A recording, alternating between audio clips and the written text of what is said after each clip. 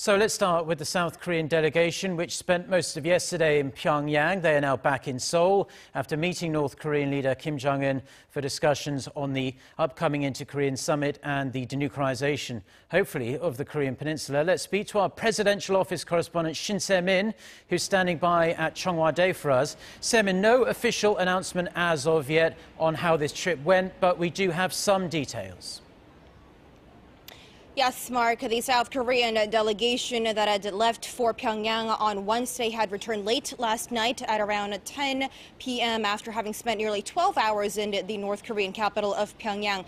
And South Korea's presidential office has confirmed that President Moon Jae-in's special envoy Chung Eui-yong also met with North Korean leader Kim Jong-un and hand-delivered a letter from President Moon to the North Korean leader. But we still don't have the content of that letter just yet. Mark, it's been a little over 12 hours since the delegation had been returned to Seoul, but still little is known about their trip so far. We still don't know what the delegation discussed with the leader Kim or whether they have finalized a date and agenda for this month's scheduled Inter-Korean summit.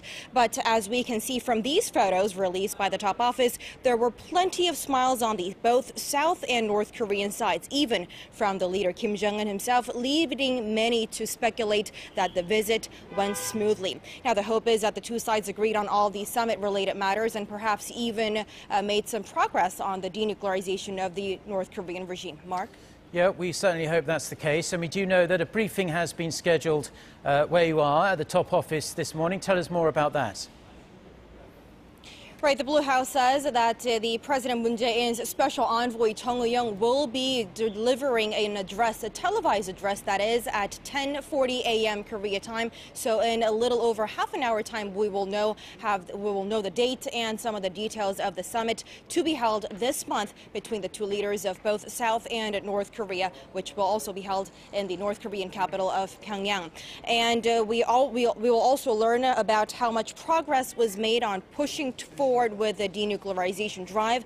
And here at the top office, officials are already scrambling as a prep for the summit this month. The preparatory committee for the Inter-Korean summit will meet this afternoon at 4 p.m., a clear indication of the limited amount of time they have to put the summit together. So in the later hours of the day, we will hopefully have a clear picture of what the next big event between the two Koreas will be like. Mark?